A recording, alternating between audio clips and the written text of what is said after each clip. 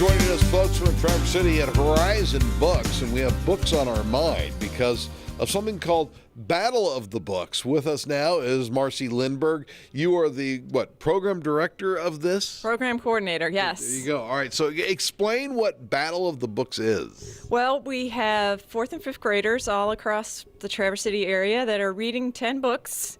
And tomorrow they're going to face off on teams against each other on their knowledge of these 10 books that they read. And it's going to be exciting, and I bet there's some nervous kids tonight. All right, so when you talk about a team, how many on a team? We have 4 to 6 kids on a team, yep. And total in this competition, how many kids? 280 kids. That is amazing. It is amazing. 10 books, and they're not easy books, and they've been reading for months to prepare for this. Okay, so this is what happens. They get the list of 10 books. They have to read the 10 books, or they should read the 10 books. Right. And then they have to answer questions about this, right?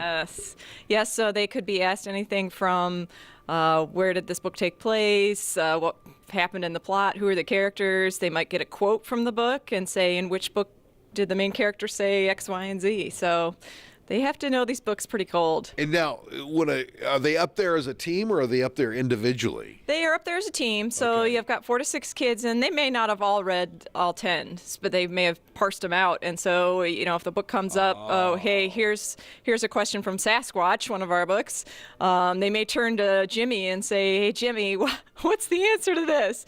And the team captain stands up and gives an answer, and hopefully they've got it right. All right, so now you have some books here, and these are some of the books that you are talking about. Roller Girl, No More Dead Dogs. That seems like a serious title. Sasquatch, and also Small Steps. How did the books get picked? That's a really good question. We have a team of local librarians that pick the books, and we try intentionally to pick from a diverse group.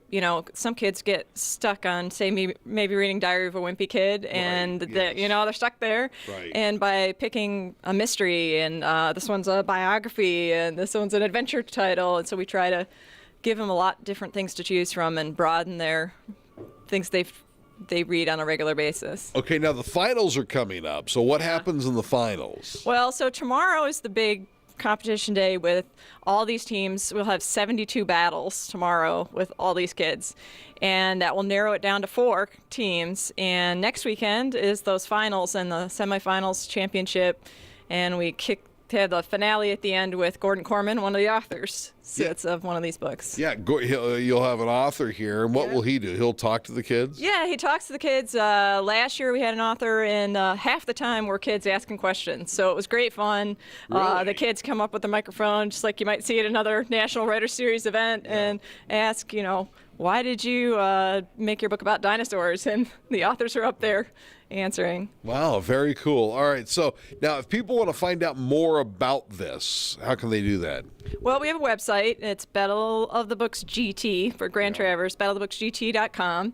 And actually, people are welcome to come. They could come tomorrow and watch some of these kids throw it down. The big throwdown. What kind of reader were you as a kid? Oh, I was an avid reader. The 10 books would have been no problem for me. Really? So, yeah.